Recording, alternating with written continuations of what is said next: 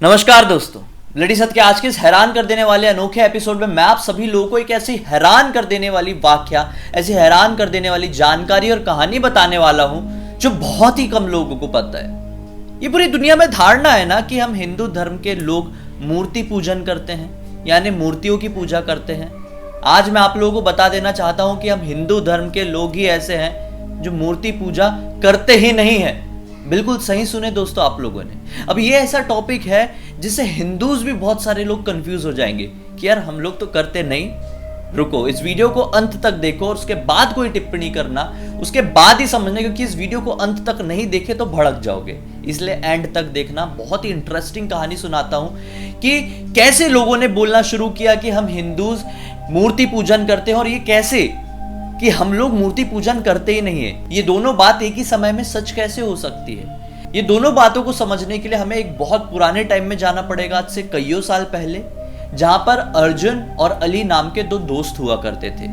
ये दोनों की ही उम्र 17-18 साल के आसपास की रही होगी और दोनों एक दूसरे के बहुत पक्के दोस्त थे। इतने पक्के दोस्त कि ये दोनों की दोस्ती तो कोई चीज हिला नहीं सकती थी।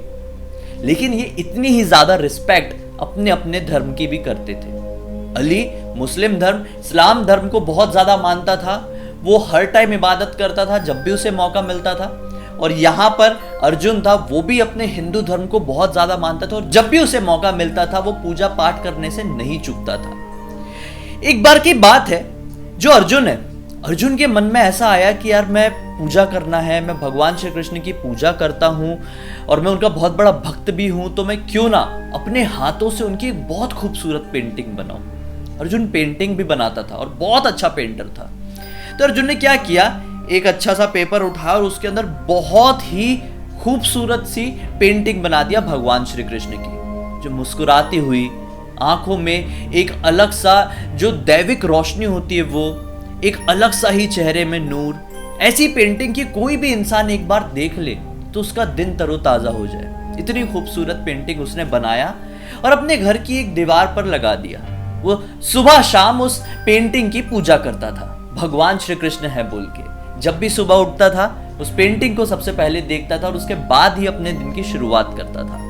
ये बहुत दिन से वो करते आ रहा था। एक दिन क्या हुआ, ये पूजा कर ही रहा था सुबह सुबह के टाइम में, यानी 9-10 बजे के आसपास, और उसी समय अली इसके घर पहुंच गया। अली ने देखा कि अर्जुन तो एक पेंटिंग, एक तरीके से एक मूर्ति, एक आइडल की पूजा कर रहा है। तो ये देख के वो हैरान हो गया।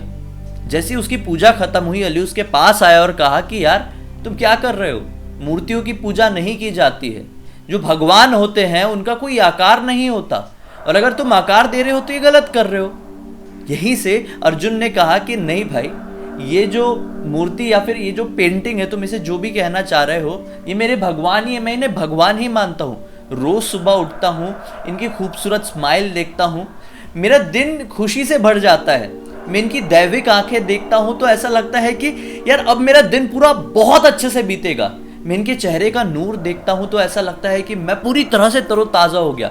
इस तरह से मैं अपने दिन की शुरुआत करता हूं और जब मैं इस पेंटिंग के सामने खड़ा होकर हाथ जोड़ता हूं और आंखें बंद करता हूं तो मुझे ऐसा लगता है कि मेरे भगवान श्री कृष्ण, जो मैं इमेजिन कर रहा हूं, मेरी आंखों के सामने खड़े हैं। इस प्रकार से मैं पूजा करता हूं तो मेरा दिन बहुत अच्छा हो जाता है यार, और मेरी पूरी दुनिया बहुत अच्छी चल रही है, और तुम कैसे बात कर रहे हो। यहीं से अली जवाब देता है कि नहीं, तुम बहुत गलत बात कर रहे हो। दोनों की इसी बात में बहस होने लगती है। बहस धीरे धीरे धीरे करके इतनी ज्यादा बढ़ जाती है कि अली को आता है गुस्सा।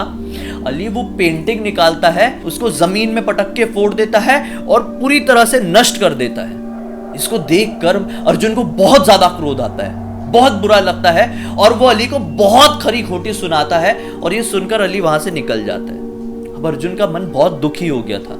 उसके दोस्त ने ऐसा किया था, ऐसी बातें किया था, और वो पेंटिंग जो भगवान श्री कृष्ण की इसने बनाया था, जिसे देखकर वो अपना दिन शुरू करता था, वो अली ने पूरी तरह से नष्ट कर दिया था। वो बहुत ज्यादा दुखी था, मन में बहुत ज्यादा गुस्सा आया था।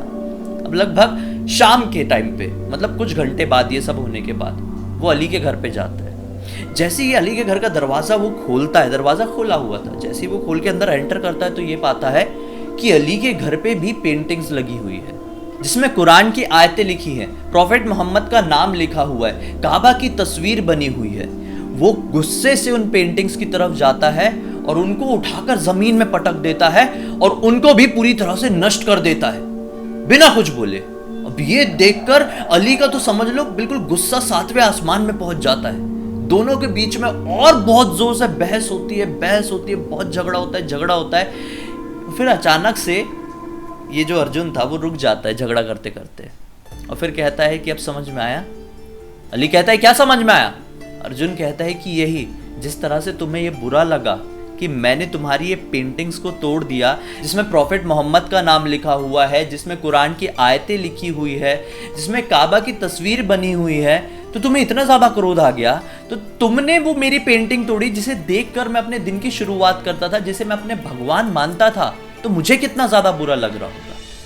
फिर अली को समझ में आता है कि जो हमारे फेथ है ना वो बिल्कुल सेम है, लेकिन हमें बांट दिया है हमारे बिलीफ ने। और फिर जाकर अली को अपनी गलती पर पछतावा हुआ।